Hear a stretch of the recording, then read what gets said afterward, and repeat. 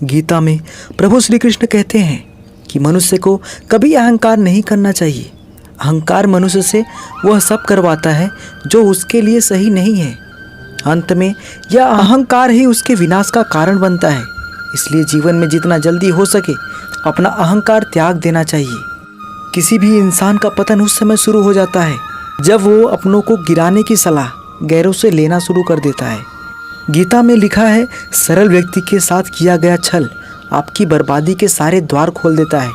चाहे आप कितने भी बड़े शतरंज के खिलाड़ी क्यों ना हो, लेकिन सरल व्यक्ति के साथ किए गए छल के परिणाम आपको भुगतने ही पड़ेंगे।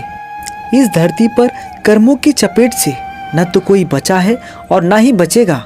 जिसने जैसा किया है उसे वैसा भरना ही होगा। आज नहीं तो कल उसके कर्म उसके सामने जरूर आएंगे। अगर आपको किसी का साथ ना मिले तो कभी निराश नहीं होना चाहिए, क्योंकि कोई साथ दे या ना दे, लेकिन ईश्वर हर मुश्किल घड़ी में साथ देता है। मनुष्य अपने विश्वास से निर्मित होता है। जैसा वो विश्वास करता है वैसा वो बन जाता है। हृदय से जो दिया जा सकता है वो हाथ से नहीं, और मौन से जो कहा जा सकता है वो शब्द से नहीं। क्रोध हो या आंधी हो, जब दोनों शांत हो जाते हैं तभी मालूम होता है कि कितना नुकसान हुआ है। क्रोध से मनुष्य की मति मारी जाती है, जिससे उसकी स्मृति भ्रमित हो जाती है। स्मृति भ्रम से मनुष्य की दृष्टि नष्ट हो जाती है, और बुद्धि का नाश हो जाने पर मनुष्य खुद अपना ही नाश कर बैठता है। घर आए हुए अतिथि का कभी अपमान मत करना, क्योंकि अपमान तुम उसका करोगे और तुम्हारा अपमान समाज करेगा। जिंदगी में कभी उदास मत होना, कभी नाराज नहीं होना। यह जिंदगी एक संघर्ष सी चलती रहेगी, बस तुम अपना जीने का अंदाज ना खोना। प्रेम एक ऐसा अनुभव है जो मनुष्य को कभी परास्त नहीं होने देता, और घृणा एक ऐसा अनुभव है जो मनुष्य को कभी जीतने नहीं देता। कुदरत का नियम है, जैसा आप इस संसार को दोगे वैसा ही पाओगे, चाहे वो कर्म हो, इज्जत हो या फिर प्यार। तुम्हारा क्या चला गया जो तुम रोते हो? तुम क्या लाए थे जो तुमने खो दिया? तुमने क्या पैदा किया था जो नष्ट हो गया? तुमने जो कुछ भी लिया यहीं से लिया, जो भी दिया यहीं पर दिया। आज जो तुम्हारा है कल किसी और का होगा, क्योंकि परिवर्तन ही संसार का नियम है। झुकना नम्रता की पहचान है, लेकिन आत्मसम्मान खोकर झुकना खुद को खोने के समान है। हमेशा संदेह करने से खुद का ही नुकसान होता है। संदेह करने वाले व्यक्ति के लिए प्रसन्नता ना ही इस लोक में है और ना ही किसी और लोक में है।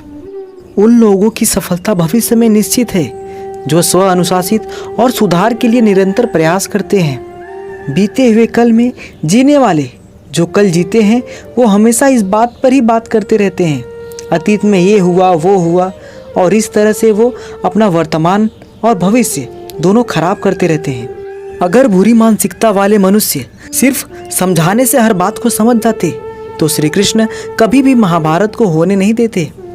हमें खुद सोचना चाहिए कि खुद में बदलाव लाना कितना कठिन होता है, तो फिर क्यों हम दूसरों में बदलाव लाने को सरल सोचते हैं।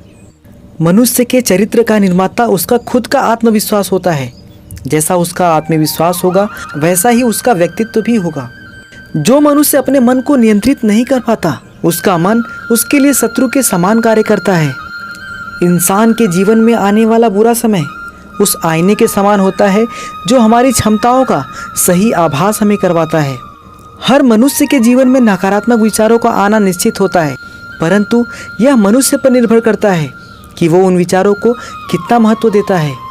हमारी व्यर्थ की चिंता और मन का भय एक ऐसा रोग होता है जिसे हमारी आत्मीय शक्ति बिखर जाती है। इंसान को जीवन में अपनी इच्छाओं के अनुरूप जीने के लिए जुनून की आवश्यकता होती है, वरना हर इंसान की परिस्थितियां तो हमेशा विपरीत ही होती हैं। जीवन की समानता को पहचानें और अपनाएं, अर्थात बिना दुख के सुख का मूल्य समझ नहीं सकते। जिसने केवल सुख भोगा हो उसके लिए दुख पहाड़ के समान है। प्रभु श्री कृष्ण कहते हैं, न यह शरीर तुम्हारा है न तुम इस शरीर के हो। यह शरीर अग्नि, जल, वायु, पृथ्वी और आकाश से बना है और अंत में इसी में मिल जाएगा, परंतु आत्मा स्थिर है। किसी के वर्तमान को देखकर उसके भविष्य का मजाक मत उड़ाओ, क्योंकि समय में इतनी शक्ति है कि वो कोयले को भी धीरे धीरे हीरे में बदल देता है। प्राचीन समय में विद्यार्थी गुरुकुल में रहकर ही पढ़ा करते थे।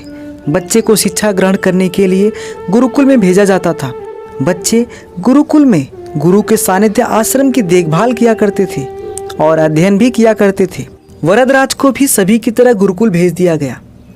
वरदराज आश्रम में अपने साथियों के साथ घुलने मिलने लगा, लेकिन वह पढ़ने में बहुत ही कमज़ोर था। गुरुजी की कोई भी बात उसे बहुत कम समझ में आती थी। इस कारण सभी के बीच वह उपहास का कारण बनता है। उसके सारे साथी अगली कक्षा में चले गए, लेकिन वो आगे नहीं बढ़ पाया। गुरुजी ने भी आखिर हार मानकर उससे बोला, बेटा वरदराज, मैंने सारे प्रयास करके देख लिए हैं, अब यही उचित होगा, तुम यहाँ अपना समय बर्बाद मत करो, अपने घर चले जाओ और घर वालों की काम में मदद करो। वरदराज ने भी सोचा, शायद विद्या मेरी किस्मत में ही नहीं है, और भारी मन से गुरुकुल से घर के लिए निकल गया। दोपहर का समय था। रास्ते में उसे प्यास लगने लगी।